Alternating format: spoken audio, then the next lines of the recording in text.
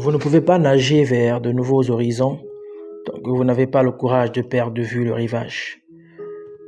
Écoute, c'est normal de ne pas être sûr, c'est aval de la laisser partir. Des fois, nous nous accrochons à l'idée de ce qui aurait pu être afin d'avoir l'impression d'être au contrôle, comme au jardin d'Éden. Nous voilà essayons d'être notre propre Dieu à nouveau. Peur de ne rien savoir et pourtant, c'est à cela que nous avons été appelés, à une incertitude certaine, une ferme assurance que l'on ne peut posséder qu'en espérance et pourtant nous voilà nés de nouveau en Christ. Toutefois, n'espère pas trop aux promesses de ta perception erronée des choses. C'est comme si vos âmes étaient en deuil. On se dit que si on s'accroche à l'image du défunt, quelque part on se sentira mieux.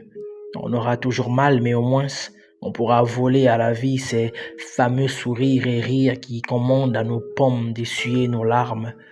C'est triste, c'est difficile aussi. Et pourtant, aucun tort n'a été causé à la justice. Aucun parti ne s'est amené volontairement à causer le trouble dans le mental de l'autre, au moins en vérité, car les perceptions changent lorsque la douleur s'invite. Les audios et messages passés se recouvrent d'un cryptage que seule une conscience troublée est capable de décrypter. Une conscience blessée. Hélas, c'est là. Et c'est pourquoi nous prions que Dieu nous vienne en aide. Un rappel, un bruit de cymbales que la vie émet, nous rappelons que l'investissement émotionnel en lui-même peut conduire à une tragédie. Alors, dis-lui au revoir. Si tu n'es pas celui qu'elle aime, prie qu'un autre l'aime en mieux. Sans amertume, vous avez eu vos moments, vos conversations et par la grâce de Dieu, vous avez grandi en eux. Et même si ton cœur fait mal de ne plus pouvoir être si proche, fais confiance au processus de guérison. Intercède. Prie pour toi aussi. Incertitude, c'est normal. Reste concentré et avance. Délie ces liens comme le nœud de lacet d'un enfant de maternelle qui se sent entremêlés. Avec délicatesse et sans digérer les frustrations de la difficulté à démêler un nœud trop serré.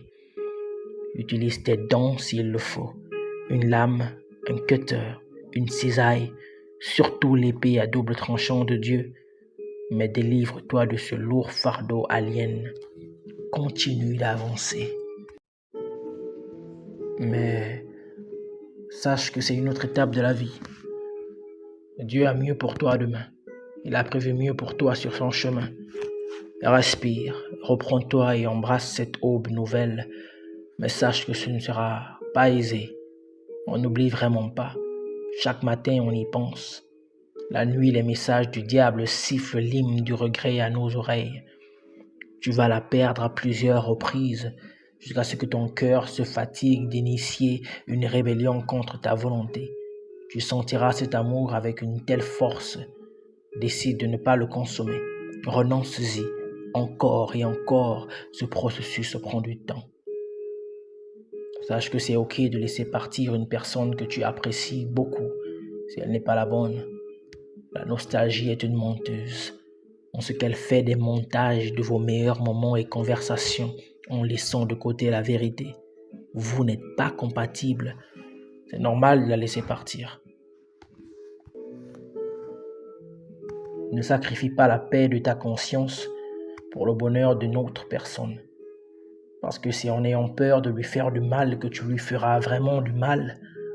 Et elle ne guérira jamais de te savoir misérable et perdu dans un monde où tu aurais consommé cette union par pitié, par une simple bénigne compassion qui ne veut pas souffrir de faire souffrir pour le mieux. Je me demande souvent pourquoi les larmes coulent lorsque nous bâillons. Peut-être nos yeux s'entraînent pour ces fois où nous devons pleurer après avoir fait un pas de plus vers notre destinée. Pour ce genre de séparation astrale, ces amitiés qui doivent regresser afin que d'autres émergent, ces amourettes qui doivent finir. C'est nécessaire, mais le mal est toujours là. Avance.